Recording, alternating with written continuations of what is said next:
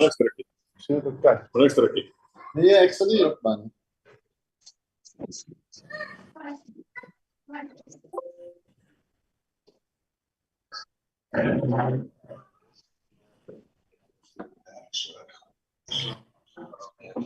Nee, wat? Dat is wel weer fokkers.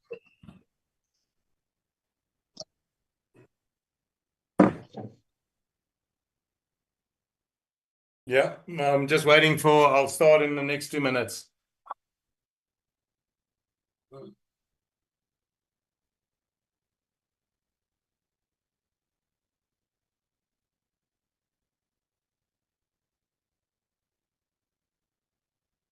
Okay. 100%, 100%. I just want to unmute this. Okay, cool. Thanks. Appreciate it, Manuel. Yeah, bye.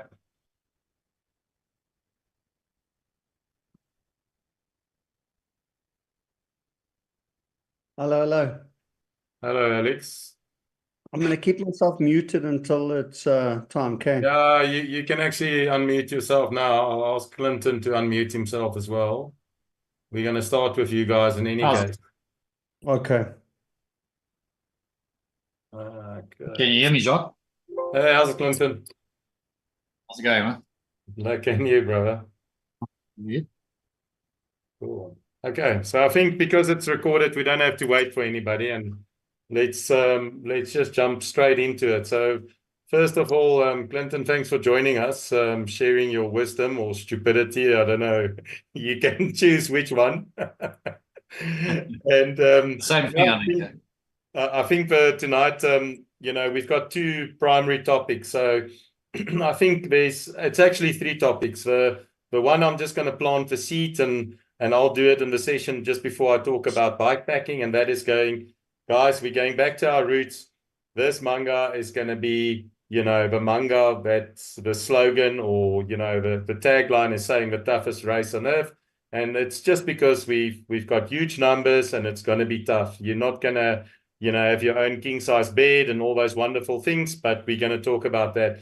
The second thing we're going to talk about is bike packing and just general, tips and tricks and those kind of things, and we're going to discuss that. And the third and the nice topic that we have tonight is to talk about Clinton, and specifically Clinton Halsley is doing his 10th Munga, is becoming a general this year. And I think that's actually great to hear Clinton's perspective of the good, the bad, and the ugly, throughout the years that Clinton has done it, because I think we are very quick to, overanalyze this, throwing this stuff on spreadsheets. Suddenly everybody, is a racing snake and wants to do sub 3 days. But, there's logic and there's reason. And what I wanted to do is ask Alex just to have a conversation with Clinton and ask a few questions and just share a couple of ideas for, 15 minutes. And if there's any questions from the floor, for the two of you guys, let's do the Q&A, and then we'll go into the bike packing. So I think that's basically it. So Alex, I'm going to hand over to you. So Clinton, thanks from my side for joining us and always being prepared to share your knowledge, man. Or lack thereof. Okay, Alex, over to you. How's it, Clinton? Hey, Alex, how's it going, man? Yeah, good. What's good? Just so everyone knows, Clinton and I were mates before the Munga, and we're still mates. So as hard as it's been to break him over the route, it hasn't happened over 10 years. But I look, maybe just quickly, I don't know how many of you are familiar with Clinton's story in terms of the Munga. And I always like to give us sort of a quick heads up when we do the Rava Luft session at race briefing. But very quickly, Clinton arrived on year one, as did a lot of Munga riders, with a bike that was probably more suited to the final tour stage on the Champs-Elysees. Super skinny tires, time trial handlebars, super light, because we'd punted the presumed fact that the Munga was a gravel race. And within about 30 kilometers, his arms were going numb. Within about 60 kilometers, his eyeballs were starting to bleed.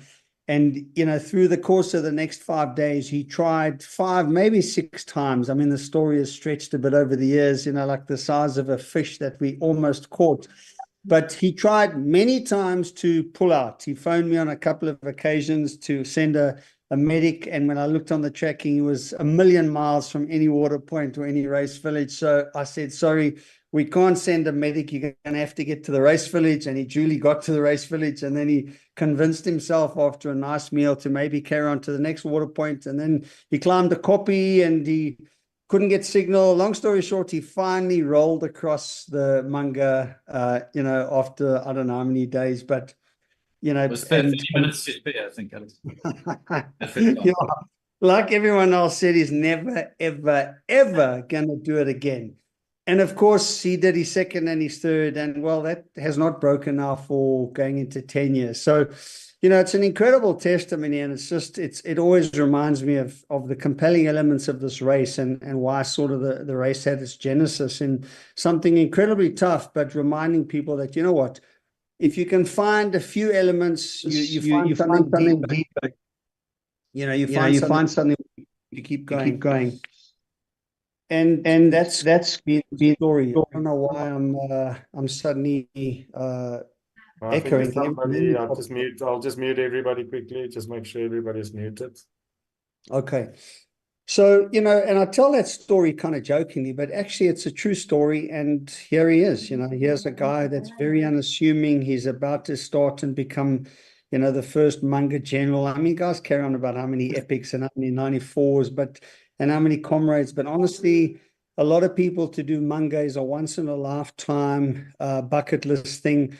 And if you think about spending almost 50 days or 40 days in race mode on the route to Clinton, it's just an incredible story. And I really count myself privileged to call you a friend. So yeah, welcome. Let's get into some of these questions quickly. Eh? Oh. Okay. So look, there must be huge pressure or not to finish number 10 and get your genuine. Alex, just wait quickly. Let me just unmute. I'm going to mute everybody. Somebody's, if you're not on mute, just put your speaker on mute, please. If you're not a presenter. Okay, shoot, Alex. So, Clinton, quickly, there must be huge pressure going into number 10. I mean, you're thinking about that 10th strap. Just give us some of the thoughts mulling around in your head quickly.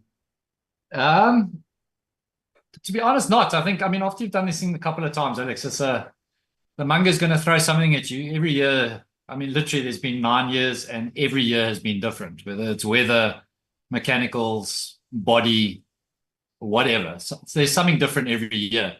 But I think, you know, eventually what you realize after this is, the Munga, I believe, is designed that if you don't give up, if you keep on moving, you're going to finish a Munga.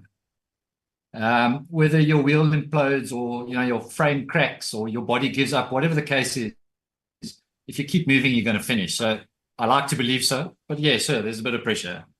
But there's a gap between me and Pitt, so I've got a year to play with still, so that's fine. You know, that gun that we put on you every year, there's coming a year when you are going to have to wear it to water point 1. It might be the year. Okay, so tell me honestly, though, I mean, we haven't actually done the stats, how many, you know, days it's taken you, but I know that you haven't hit 10,000 kilometers, which is surprising. And you're going to hit it this year, and we've got a new badge for you to hand out at registration with a new logo for 10,000 Ks. But honestly, is there still something you fear going into the race? Sorry.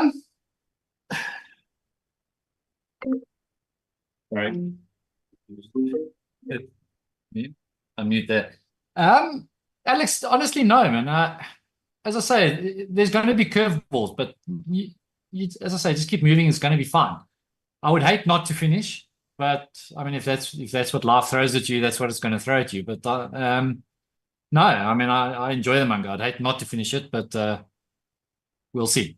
Somewhere the odds are going to get against me, but for now, 10 Mungas, not one puncture yet. Touch wood, hopefully not another one. Oh, 9,000 odd kilometers without a puncture. What's your worst moment? What has been your worst moment in 9 Mungas? That first Munga, the Sherman's Neck, was a scary experience just because I didn't know what it is. So that was pretty scary. And then I think that very hot year, I think it was the second year, I got 2016. crazy saddle sores. It was, I literally for 300 kilometers had to stand and pedal and then like kind of rest on my hamstrings. So those were the 2 worst years. But since then, I've kind of kept my Mungas simple. I'm not going for record times or anything. I hope one year there'll be a strong tailwind so I can break 72.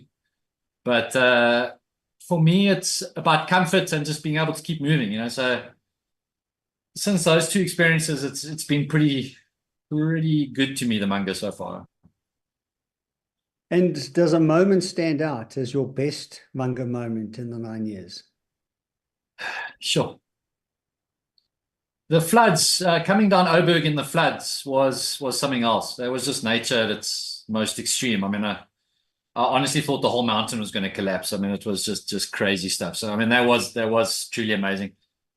But I mean, to be honest, every sunset and every sunrise in the Karoo is special in some way, you know, and that's what keeps bringing me back is those moments of you start pedaling and you just see multiple sunrises and multiple sunsets. And the people, Yeah, I mean, you've created a tribe here of people that I'm quite proud to call myself a Munganite or a Mungafarian or whatever we call ourselves now. You know, in today's world, identity politics is everything. So I like to identify as a Munganite, you know.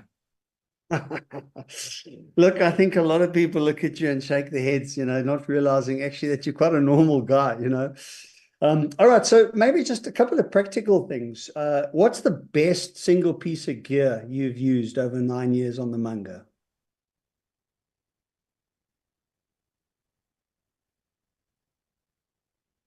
I think probably my Brooks C17 saddle has been the best single piece of equipment.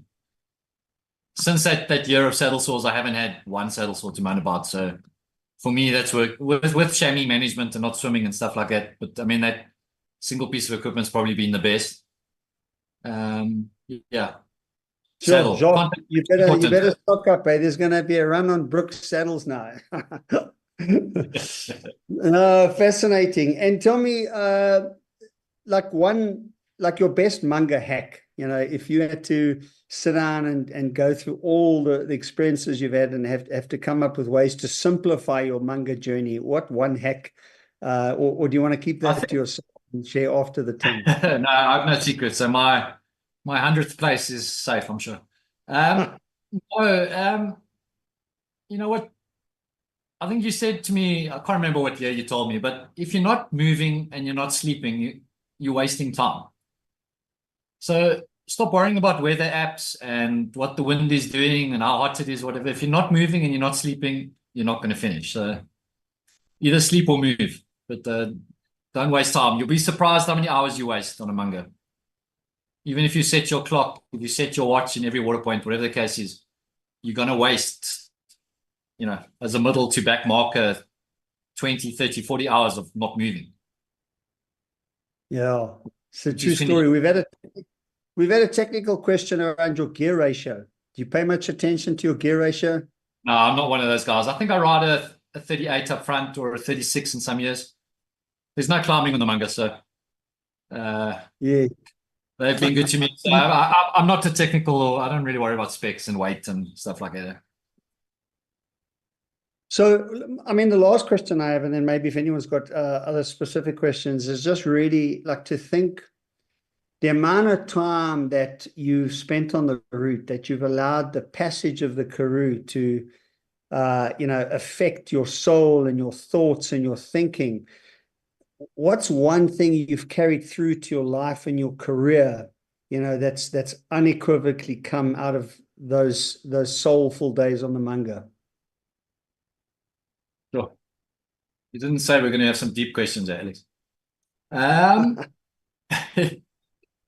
You know, I keep saying, people ask why you keep doing the Munga, and I keep saying it's the best way to cleanse your soul and to kind of, whatever the year's thrown at you, or whatever your year or your life has thrown at you, it's the best way to leave it somewhere in the Karoo.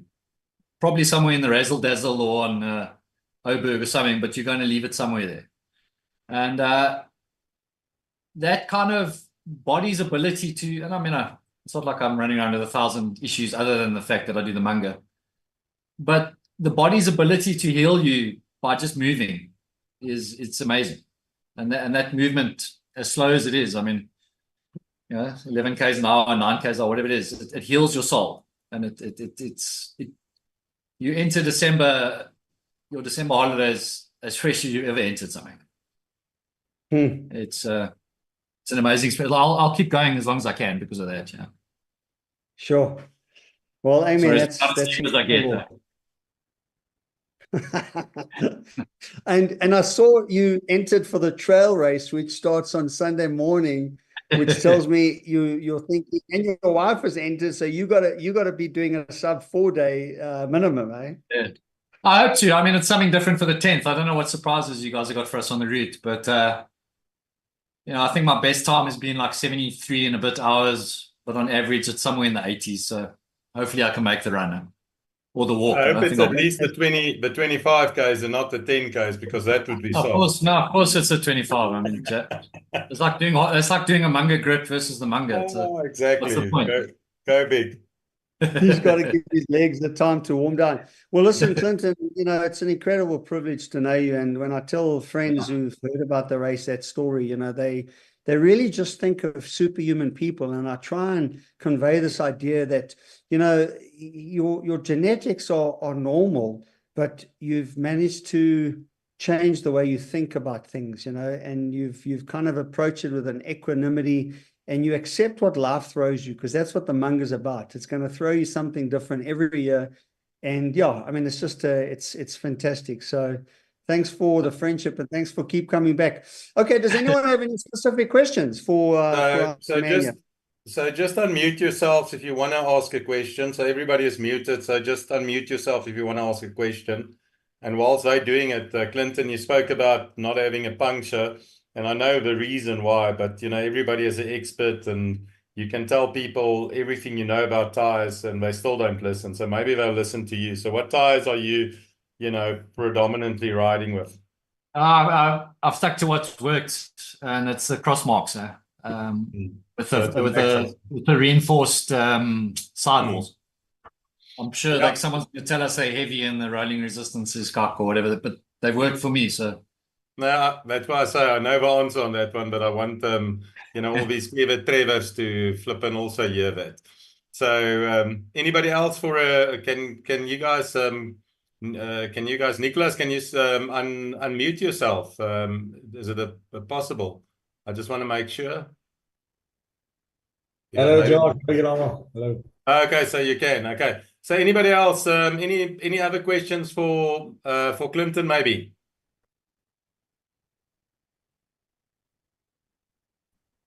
Jock.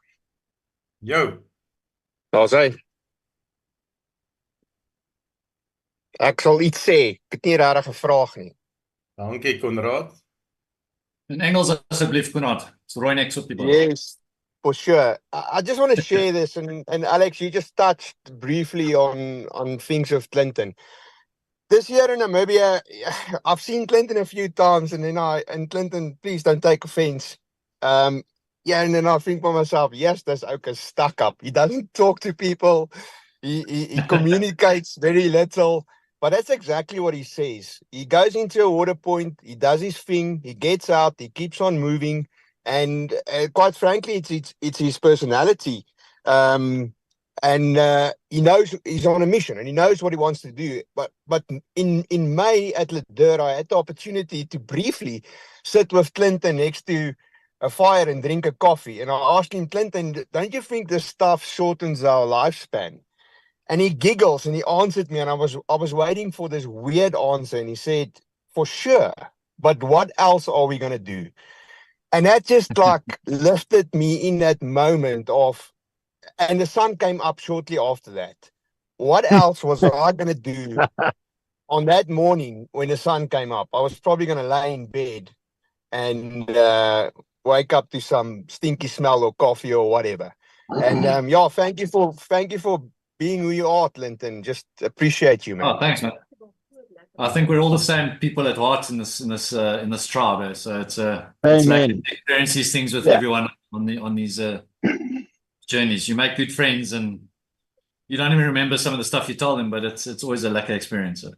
Yeah, that stuck with me, and that's it. Thanks, Jack. Thanks, Conrad. Anybody else for a question? Comment? Just anyone's welcome to DM me if there's any questions that aren't technical or rolling resistance or wattage related. If there's any other pearls of wisdom, you're welcome to get hold of me. Yeah. Or mechanical. No mechanical. I'm mechanical and yeah. Phone Rob, he will sort you out. Exactly. It's like phoning Nabil for navigational advice. Don't do it. Yeah. Or giving Nabil spaghetti Hey, guys, I'm here. What's going on, Clinton? What's going on? Listen, I mean, all I have to say is also I have to say you were not very talkative when I met you, and Ruth, but somehow I could see that the focus was something that I needed because I was chit-chatting with everyone.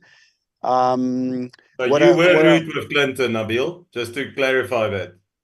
Sorry? So you were being rude with Clinton. Yes, 100%.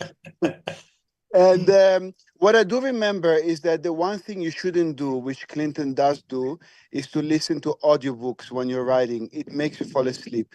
So it's the one thing that I learned from Clinton not to do. And for that, I'm really thankful. That's what I have to say.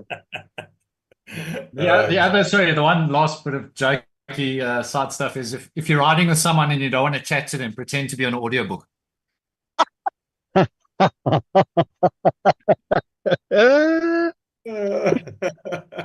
Patsua. That's awesome. Okay, guys, DM Clinton if there's any other questions. And Clinton, thanks for your time. And we'll obviously chat more about it. And I think the basic message is, guys, keep it simple. Don't overcomplicate it. Most of us do it, and I don't think it's really necessary. Okay. So cool. I think we're going to go. I'm just using the Gravel and Tour brand for this discussion, and I think what the whole principle is I don't have exact numbers. We're very close to 230 odd people riding the Munga this year, and I think a lot of you has heard this, has seen it, has chatted to us about gear, what to pack, what not to pack, etc. So there's nothing new to what I'm going to say. But I think what the message I'm trying to give is to say, listen to everybody, but decide for yourself, what worked for you. Everybody's, DNA is different. Everybody has got a different bicycle.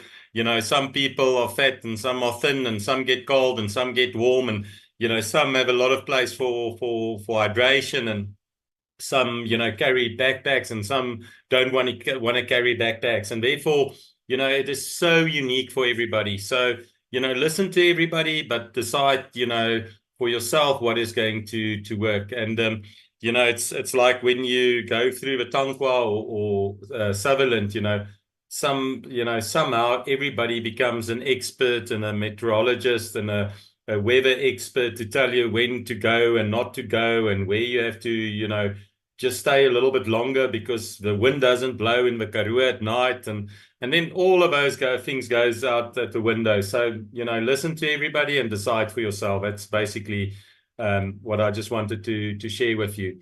So we're going to discuss just at a very high level. We're not going to go through all of this stuff, but bike weight management, what is important, and how do you pack your bike. Just talk about a couple of bags. If you've got a 3-day strategy versus a 4-day strategy versus a 5-day strategy, what is things that you need to do.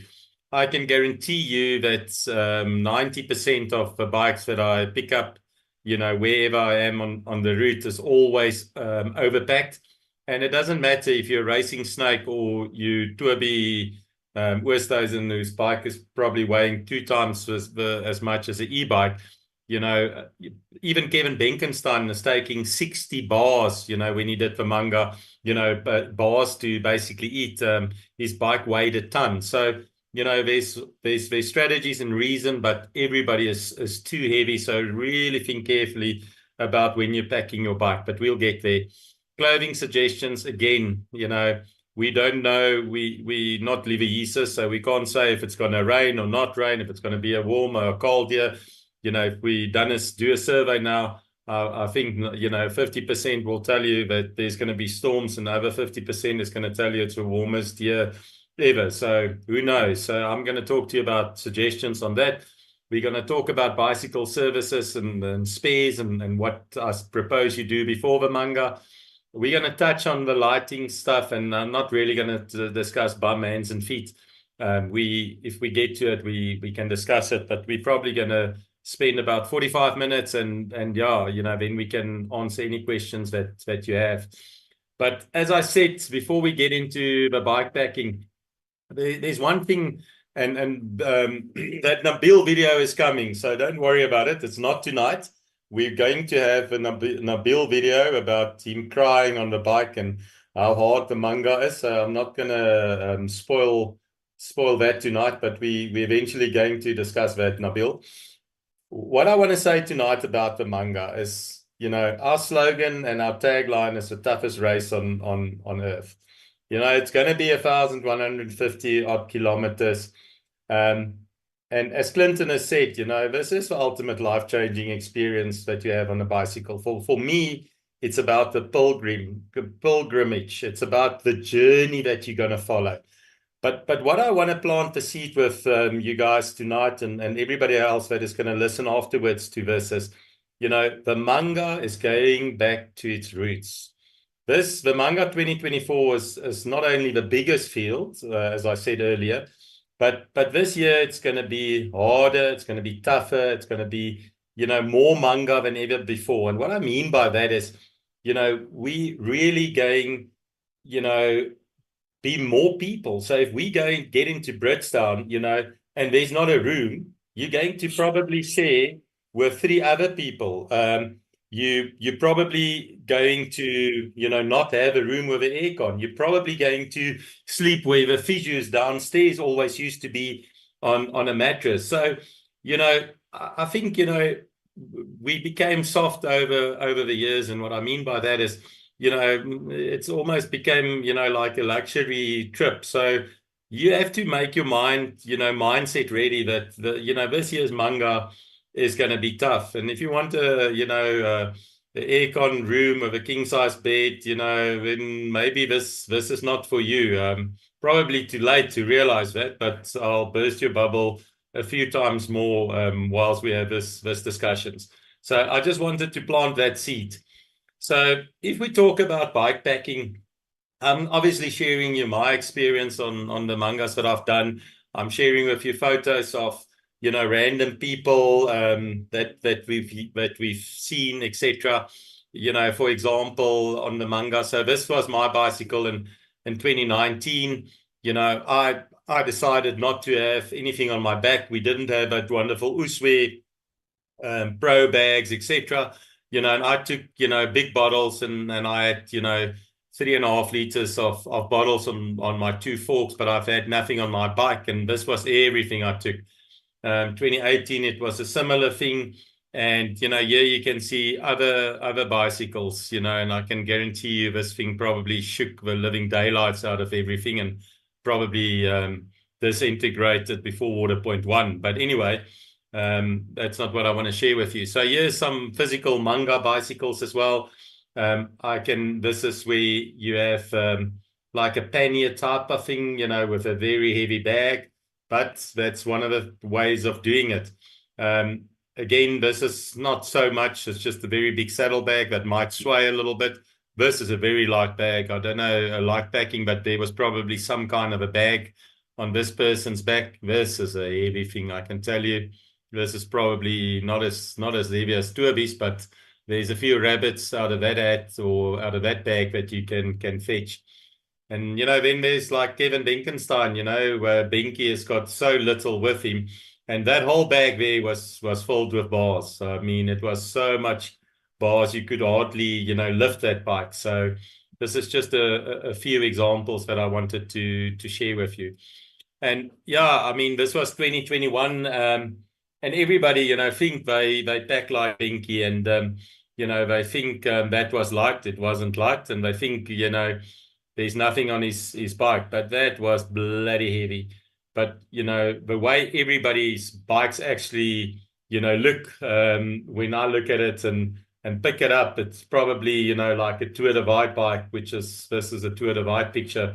And it's too much stuff. You must go lighter. You have to plan for all conditions and everything else, that you don't die next to the road. But you won't die so quickly in any case. But if you do worry, I'll give you a few tips and tricks.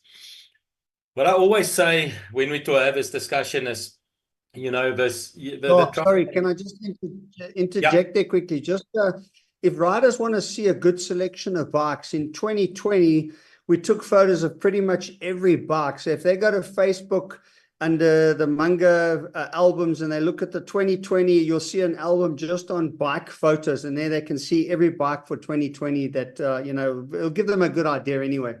Yes. And on that point, we actually reached out to bikepacking.com.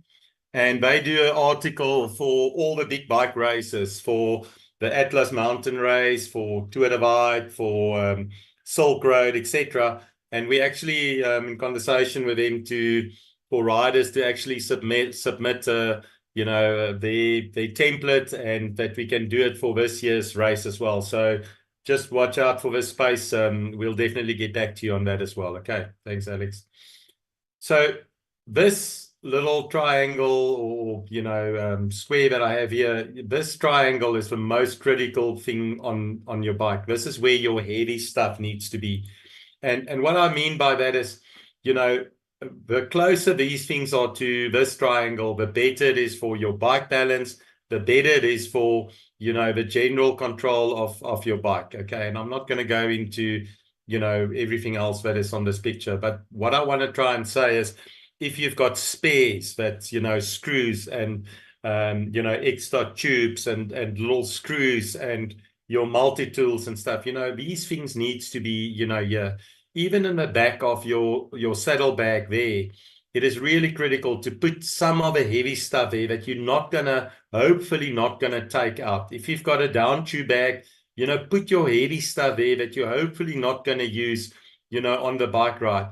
The stuff at the back of your saddlebag, that's what you need to, gloves and jackets and, something if you're cold at night, etc. Your food and stuff, bars that weighs, a lot must be on the top tube, etc.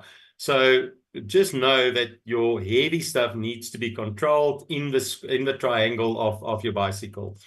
Then before I go into bike packing, I mean, we've discussed the navigation last week. I'm not going to go into that again. I just wanted to quickly put the cell phone thing on. So, just switch all your cell phone functions off, when you do the Munga. For argument's sake, Wi-Fi and any other non-essentials. I put mine on airplane mode, and I like to listen to music, and then I put Bluetooth on, and, if I need to switch it on, which you in any case not going to have a signal, then you can do so. But generally in the towns, you do have signal, and if you need Wi-Fi around the farms, the farmers will gladly share that with you as well. Okay. So if we look at just bicycle spares, and I'm going to go into a little bit more detail, I take these photos of the bicycle spares, and why I do that is, number one, to when I get compos mentis and I'm not sure who's my mum and dad, and if I am married and have kids and stuff like that, I do have a fallback just to go back and see, listen, this is where I've packed it, what have I packed, etc. So I'll show you now a list of what we pack. Is you don't need loop. I like the Markov loop, that's why I put it on. Extra chain loops, extra screws, small pliers, extra seat posts. Alex has a long story, which we don't have enough time for now, why he didn't take an extra seat post, and on the Freedom Challenge I had to 3 days stand on the saddle. But yeah, you can listen to clever Alex as well on this one. But anyway, so there's just intro into the spares. Hydration, we're going to have next week a full-on session about hydration. The only thing I want to highlight tonight is we're going to put a limit on a minimum of 3.5 liter fluids. And the reason for that is just, we've had issues where people dehydrate, and we urge you to at least take 3.5 liters. And, every water bottle that you think is 900 milliliters is actually 600 or 700 liters a milliliter. So, don't be stupid and take too little water. Don't go past the wind pump and not fill up, etc. But we've got a whole session on that. So this is just an example, of one of the mangas, to see, what I basically took, These are, I'm not going to read everything. I like to take a few extra Velcro strips because you can do anything with a Velcro strip. There's the blade and more plugs, etc. Extra set of cleats, just one set of cleats with 2 screws. Even when we did the tour 2 weeks ago, Gert, one screw fell out, and, luckily we had a screw to fix. I take, a valve and a valve tool that can always go wrong. And then I go to the bike shop and I ask him to give me, when I service my bike, to give me, screws for, if it's, the chainring screw, or if it's a caliper screw, if it's whatever screw can fall out of a bike, before, when you service your bike before the Munga, ask for guys to put a bit of Loctite, on, ask them for a few extra screws. I can give you an example. When I came down Oberg Pass, I was flying, having a jaw, 2 weeks ago. And then I heard this rattle, and I thought to myself, yes, this is weird. And I eventually had to stop, and the bottom screw of a caliper on my front brake actually fell out. So I had a similar screw, and luckily I could fix the thing and continue on my merry way, okay? But you don't have to do it, and a lot of you think you are racing snakes and you don't need it. But just remember, endurance are different. So, you need to be self-sufficient. So just on mechanicals, let's just quickly talk about that. And all of this will be available, and I'm sure there's a lot of guys with additional stuff that they want to do. But this is, primary, my list that I used.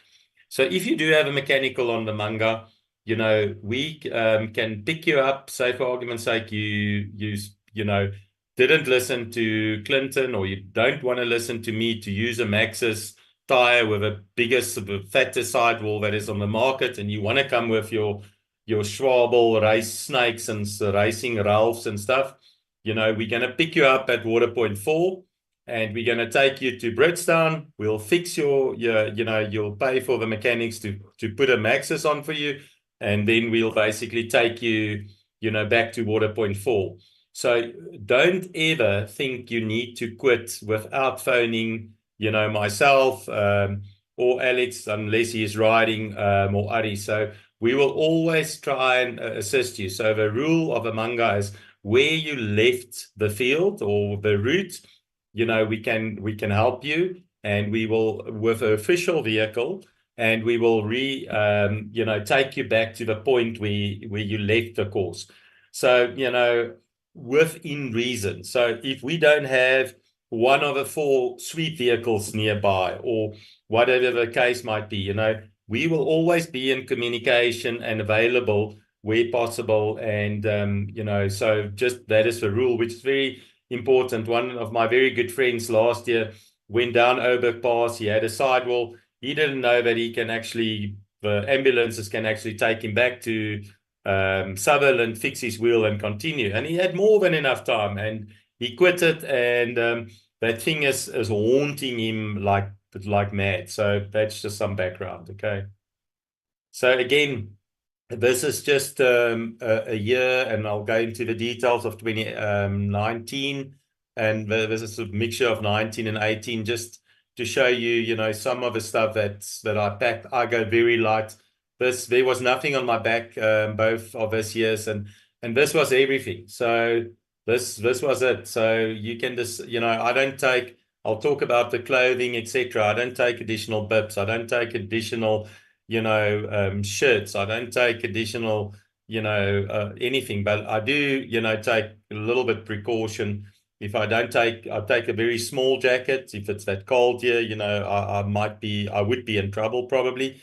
But I take black bags where I cut off the arms, cut holes in the arms and at the top, and I cut the bag shorter. So if I'm really starting to go into an hypothermic situation, you basically put the jacket on, and then your thin layer that you have, you put it over it in order to help you just to warm up. And you never, really always get that cold whilst you're riding. It's more when you get at a point where you take a break, and that's normally where you suffer the most. Okay. So again, and this is just a high level indication of, whatever your strategy is, so if you, for argument's sake, let's just look at the normal people, do as, just close to 4 days. If it's a little bit over, a little bit under, everybody needs to take a handlebar bag. I just think it's a wasted space in front, and, you can, put a lot of stuff in there. A top tube front bag, this thing here, I like the long one because it's got a zip from the front, a zip from the back, and you just everything that you need whilst you're riding that you can access, that is critical. A seat post bag is not a really a top tube seat post mount. The bag here at the back, it's not really a critical thing.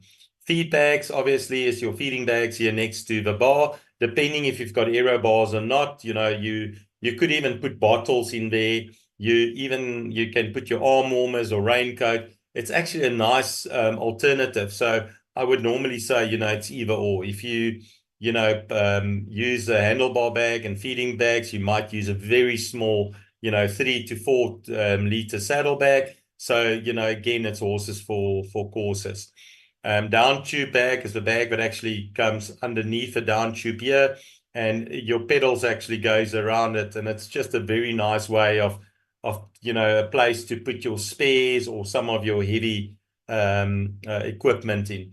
And then again, I use a 4 liter saddle bag, and I'll show you a picture of that now. The reason why I use a 4 liter, it's basically flush with the seat post. It's slightly bigger than those concertina toe peak bags. And the reason why I use that is I hate it if I stand and the saddlebag starts swaying, from left to right. And so that's just, what I prefer. So again, if you go, on a 5-day strategy, you probably need a little bit more kit. The basic principle remain the same, You don't suddenly need 3 extra bibs or 2 extra bibs or 3 extra shirts. If you ride 3 days or 5 days, I would pack exactly the same because, wherever you sleep, you can just rinse your kit, or, your wife, if you're not riding with your husband or your wife, there's nobody to kiss you and hug you in any case. So everybody is stinking equally. So, I won't worry much about that. So let's just look at as a few examples. Okay. So this is basically if you do a 5-day strategy as an example. Okay. So I would say, you need a Uswe 2, 3, 4, whatever the case might be. If you've got 2 bottles here and you don't have a 4 bottles, then take the Uswe. I would say take something like a 2 liter is a very good one. Very important from a bike packing perspective. If you ride from a hydration perspective, and we'll touch on it next week as well, always drink your hydration packed water first. I only put electrolytes in here. People that only put water in, I think it's crazy because it does nothing for you. It hydrates you, but electrolytes is such a good source of electrolytes, sodium, magnesium, potassium, phosphor. It's silly not to ride with it.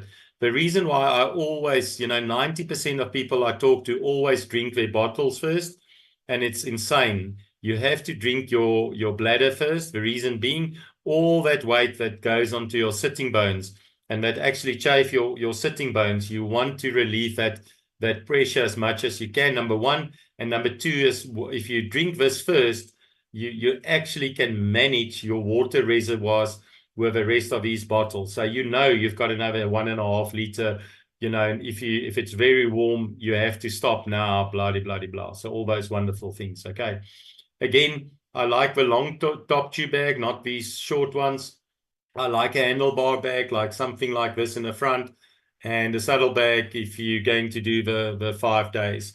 And I'll do a breakdown now just to show you what is the actual kit that I've packed, and what you can look at. So if you want to do, you know, sub 60 days or sub, you know, 3 days, which, you know, 90% of the audience here think it is very simple and easy to do. We have a session specifically for you on that. So brace yourself. I would say, you know, a long top tube bag, a handlebar bag, and then you can decide if you want to have a very small, even those toe peak tool bags where you can put, you know, something like a very small raincoat in. And yeah, water is so critical. You know, if you take a 1.5 liter or 2.5 liter, you still need 3.5 liters if you're doing sub 3 days or if you're doing 5 days. The principles are exactly the same. Remember, the lighter you go, you know, the easier or the faster you're going to move. And as Clinton said, you know, if you're not sleeping, you need to move. If you're lighter, you will move slightly faster. It's simple, basic principles. So yeah, I think that's enough said on that. This is just an example. What I normally say to people, and not everybody stays in Joburg like me, but you know, if you take your bike to somebody that's ridden the Munga, or bring it to me if you're in Joburg, you know, it's easier to fit bags and show you what can work and what can't work, because what fits on my bike does not fit on your bike. You know, simple example, it looks like there's a hell of a lot of space here, but you can't put anything here because if this shock bottoms out, you're basically going to hit the tire, as an example. So yeah, again, horses for courses. Lighting, I think let's just talk about lighting quickly. So during the night, you have to have a tail light. You know, if you can have it during the day, there's no harm in that. But, you know, the long and the short about lights is, you know, if you do sub 3 days, you need battery life for 20 hours.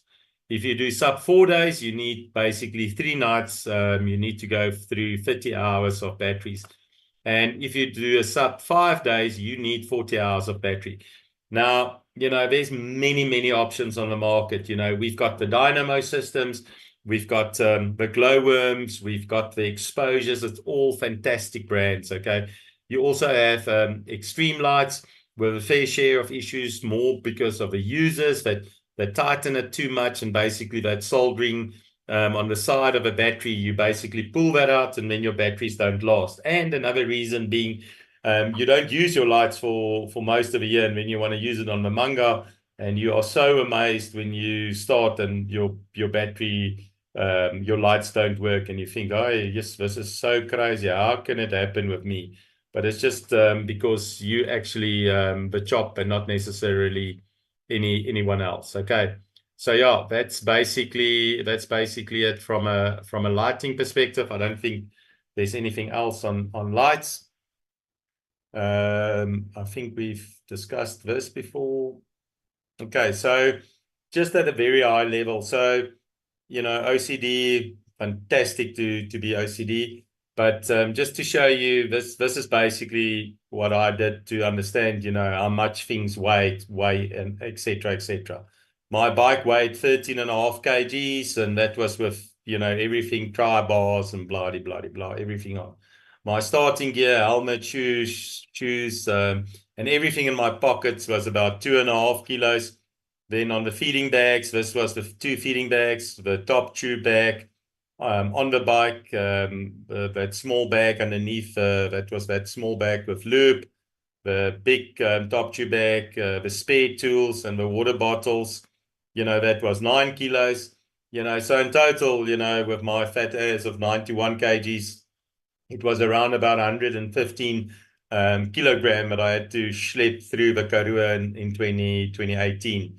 So, you know, these bags look big and they look like you can put a hell of a lot on, you know, into it. The reality is, you know, you have to start packing it now. you're going to get 3 hernias, a small fit, and maybe a stroke if you can't fit everything in your bags, because that is what's going to happen. And then you're going to readjust your strategy. My view is always, if you're going to ride it, and we've got the half of a field of the 2024 Munga riders are newbies. So take, pack your bags, then come to me, go to a friend's house, go to that's hopefully done the Munga, and unpack the stuff. If you're not willing to unpack it, and unpack it once or twice or 3 times, how are you going to do it when you ride the Munga? Take that, 3 what do you call it, elinki, or your tools, take 2 out and go with 1. If you've got 7 bombs, just take 3. If you've got 5 tire levers, you don't need that many. Just take what you basically need. So I think it's to take it to somebody, to take all the additional stuff out that you're not going to need, is sometimes the wisest thing that you can do for yourself. Okay, so here's the list, and again, we're sharing this with you. We're recording this session, so you can obviously look at it. But I'm just gonna highlight a few things here. You don't need more than 1 ASOS bib. In the old days, we did use 2 bibs, but the way we put it onto our butts, that's how we kept it. And the reason was that the chamois, the padding was around 8 to 10 millimeters.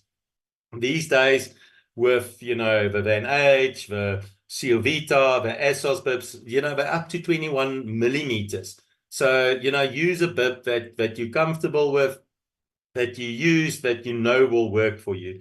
Your sitting bones are going to get sore, make no mistake. But use butt cream. I use various butt creams. I like the ASOS. I actually love this the squirt ones, because they've got tea tree oil in. It's a very good ointment that you can use. I use anti-peel, etc., but I'll send you the photos and everything else. People ride with short sleeves or long sleeves. I like short sleeves. All my mates ride with long sleeves. I basically take 2 pairs of socks. The 1 pair I obviously start with, and then around about Silleryfontein or somewhere after Fraserburg, I've got the socks that I've put baby powder. I put my socks in baby powder, and then I shrink it as small as I can, put it in a plastic bag and vacuum it. So, just that relief on your feet. Your feet takes a hammering. And then I, always promise myself to throw the pair of socks away, because they're standing, they're so stiff of however long it took me to get there. And then I fold it up and I always put it back in my bag. So anyway, that's probably me. Buffs is a very good thing. Be very careful. Alex always rides with a buff because of the dust. If it's very warm and it's like 50 degrees, know that you can dehydrate. It can get so warm with that buff. I would recommend to rather take it off than having it on, So be very careful. I ride with a cycling cap, and each one are getting a cycling cap, so you can decide if you want to ride with it or not. I ride with it because I use glasses, and the sweat drips in front of the glasses, so it's something that works for me. So I think the rest of the things we're going to talk about, nutrition and all kinds of things. I think the one thing I can mention as well is I like to buy those caffeine bottles with caffeine to just help me to stay awake. We all get sleep monsters at different times of the day. For me, it is normally very early in the morning, between 7 to 9 o'clock after sunrise. But everybody's got sleeping monsters at a different time. Just settle back quickly. I wanted to touch base on this. I take a set of either warm arm warmers, because I don't take anything warm, or I take sun sleeves. So if it's cooler at night, I never put something on at night, but if I want to, a set of sun sleeves is not a bad thing. And I take a Apple jacket, normal Thursday scent jacket, which is not going to save you if it's raining, like those storms we had, It's not going to keep you warm, but it's just going to help you that you don't die. So you can decide what's what you need. And then spare gloves. You don't need long finger gloves. Some people only ride with long fingers. Some people ride with short finger gloves. You can use whatever you want to. Graham, you wanted to ask a question.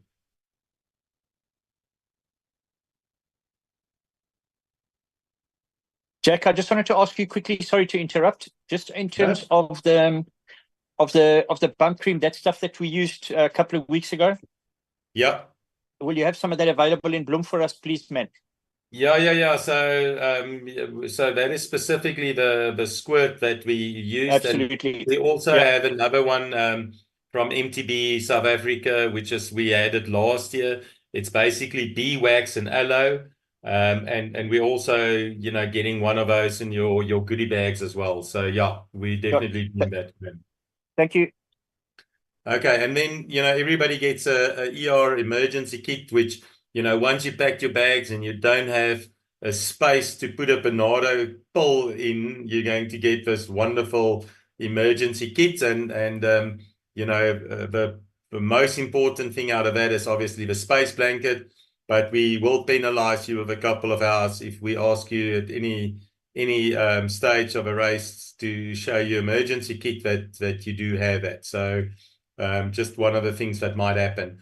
Okay, and then just the last thing that I want to say here is in your various bags, compartmentalize whatever you want to pack. Have photos of each one of the things that you're packing. The reason being is when you get tired and you don't know who you are, it's nice just to see what is there. This is going to help you zero. Okay, if you look at a photo, it's going to help you. Have your tire plugs, spanner loaded. Have it in the front of your top tube bag. Have the glue ready, so when the wheel basically start going down, you put your fat finger on it and you grab with your other hand the plug and you plug the thing. Okay. So just think a little bit forward of things that you can do to help yourself, when you're going out into the bundus. Electric cables, I mark my cables. I've normally have 2 sets of cables. The one is already on the bike, so if I want to charge my phone or whatever case might be, I use a dynamo. So even if you use a dynamo or you use a 10,000 milliampere power bank that you will get as well at the start, courtesy of Fluxmans, you basically have those cables marked and already wired to your top tube bag or to your handlebar bag, and then when you stop, you have another set of cables, be it for your cell phone, be it for your Garmin, so that you don't have to struggle to take those cables out. Roll it up in a very small bag, and whatever you take out, to sleep for, however long you want to sleep, you've got your spare cables. I take a spare plug along, so that, if I do sleep next to a plug or something, I can plug my thing in. I'm so, worried that Clinton or Turby or somebody will steal my plugs, my cables from me, that, with a general area where everybody plug it in, or just mark it, all your stuff at the general place that, some muhu doesn't take your Garmin and cable, and you have to sit with somebody else's settings and you can't post it to Strava. But again, so just going into a little bit more detail, and this is just again to give you an example, and I'm going to send you this. This was in 2018, 2 ASOS bibs. Thereafter I only rode with one. So just to give you that idea there. There's every single slide of what I've taken. Your meds and stuff. I take quinine sulfate for cramping. You need to get a prescription. Cramp stop is not really a good thing for me. Cantraxil is probably one of the best stomach antibiotics that you can use if you run into problems. You do struggle with, with a dry air, nose bleeding. So Dazzit is always a very good thing. Day one, I would say, one of the best meds that you need to have handy is, don't ignore what I said there with a Zoffer. I just want to see where I did say this. Be very careful of Zoffer. Rather use something like a Valoid. The reason why I'm saying Valoid is, with all the sugar that you're basically taking in, it can really, really hurt you. Too much sugar, and about 60% of the people get so nauseous over the first couple of hours. Be very, very careful. Traumeel is an anti-inflammatory that's not hard on your kidneys. But be careful, be very careful of Myprodol. I won't take Myprodol anymore, but it's just something that that you need to that you can take. Okay. Again, yes, some of the bum cream, something like a Zambuck is fantastic. Okay, so you somehow mix it with whatever bum cream you have. It's always good to take different bum creams. I won't take Fisan anymore because in the heat, the bum, it gets so running that it's not really good. This is about $150 for that little small tube. It's called Antipol, Antipoel, and this is really what we say in Afrikaans for brandboutjies. So this is for babies, and it's really, if you chafe, it's probably one of the best things. We do give you some of this squirt balm cream, the ones with the tea tree oil, and use it. I mean, it's really something that's is good to use different bum creams. Remember, you're not allowed to use cortisone, so you can't use cortisone creams and stuff. Be very careful for anything that does have cortisone in for your bum, because remember, it thinners, makes your skin thinner, and that makes the possibility for your skin to burst a little bit better, specifically where your sitting bones pinch against the seat the whole time. So yeah, this is just tit plaster. So when you put a heart rate monitor, which I don't know why we do it, to see time of death or something, I put these plasters on just that you don't chafe so much. If you do wear a base layer, it's less of an issue. So yeah, it's just one of those things. Here's my cables. We don't have to go into that. Bottles, OCD. Let me just go through here. Just get out of here quickly. Let's see what else.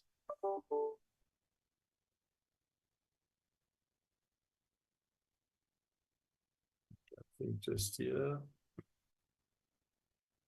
So yeah, I think in conclusion, so this is this list is a bit outdated, but just to give you some kind of idea. So this is obviously our thing that we had in 2018. So this 3.5 is actually what we say 2.5, but we recommend 3. We would actually say 3. We recommend 3.5. This is in the official rules. Space blanket you have to carry, a working light front and rear, of a bike. Obviously, after sunset and sunrise, before sunrise, it always have to be on.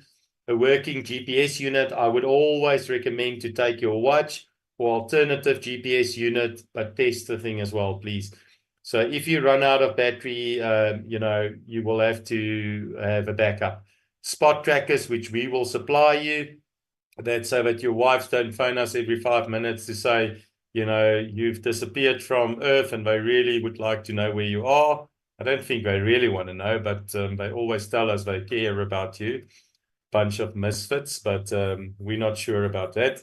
Medical kit, obviously, that we supply. Optional clothing, this is all kinds of things that you can take. Warm jacket and leg warmers. I won't take it, but somebody that's cold and thin and skinny, I understand why they need to take it, or if there's big storms, etc.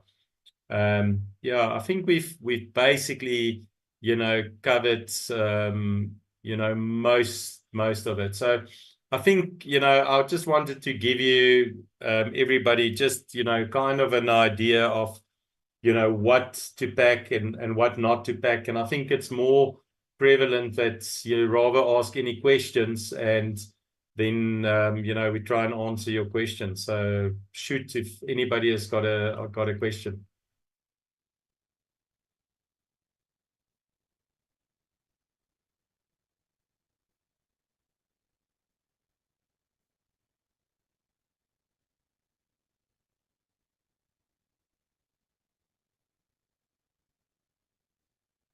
Natalie said cables get in the way on some bikes in the front bags.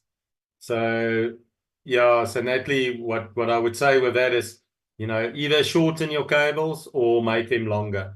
You know, that's the quick fit. So then once that is done, it's done forever. So I know it's going to cost you a few rand to do it, but that's the easiest way to make 100% sure that your cables, that handlebar bag is not in the way. So I would recommend to shorten or make your cables longer for that matter.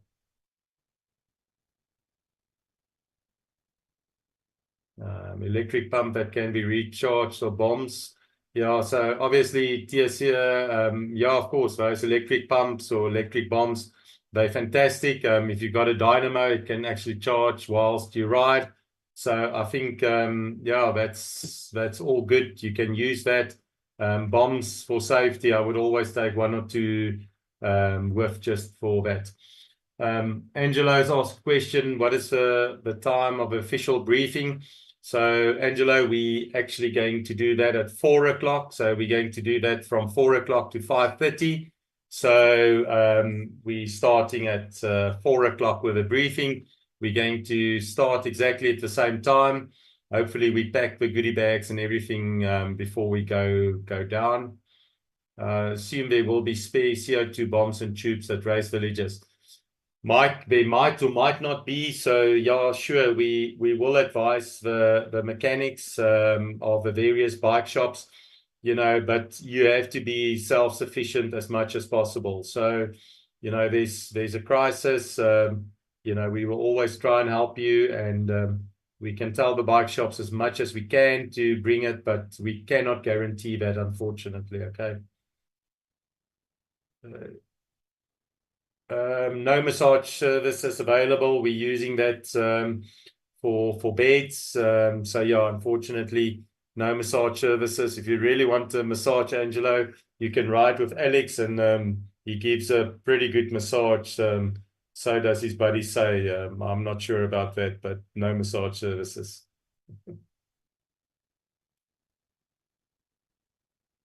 Okay, I'm going to conclude. If there's no other questions, feel free to reach out to myself or to Alex at any time. And if you, good point, of the bike shops can give us a list of stock that they will carry.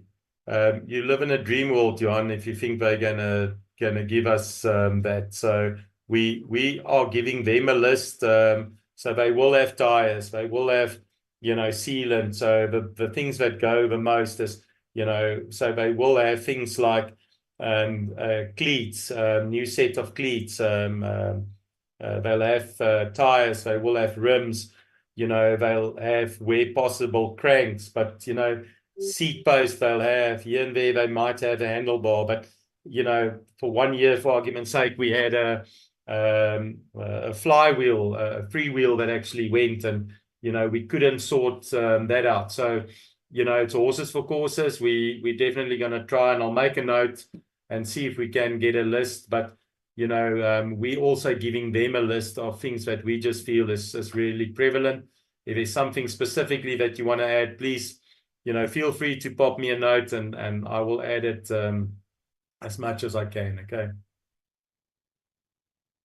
Okay. Doc, just to add on the bike mechanics, I mean, they've always been there to really offer sort of a basic service, free to riders, to sort out sidewall gear, that kind of thing. the spread of bikes and the personal nature of everything makes it simply impossible. So, you know, it's not a practical option to give them lists. A rider must start the race with a bike that's fully serviced and be relatively self-sufficient with small little spares. And if stuff goes wrong that the bike mechanic can't fix, it's just one of those things, unfortunately. But know that everyone involved, us, the mechanics, will try and do what we can to, you know, to fix the problem or to source spares. So that's kind of the, you know, the general sense. So Alex, basically, just to summarize what Alex said is, it's going to be tougher, harder. He really cares about your problems. No, I'm joking. Thanks, Francois. Yeah, so they had CO2 bombs in Bridgetown. So yeah, take an extra one and be as self-sufficient as you can. Okay. So good night, everybody. Have a wonderful evening. Any specific questions, reach out to us, and yeah, we will take it from there. So have a wonderful evening, and ciao for now.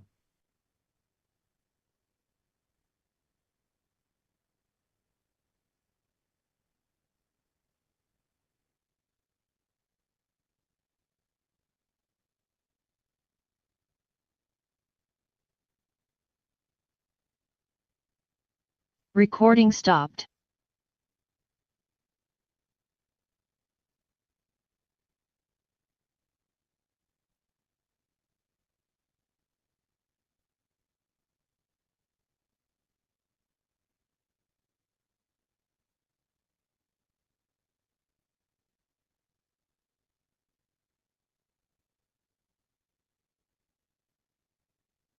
Hey, how's it, Emmanuel? I've stopped the recording, so it's busy saving. And so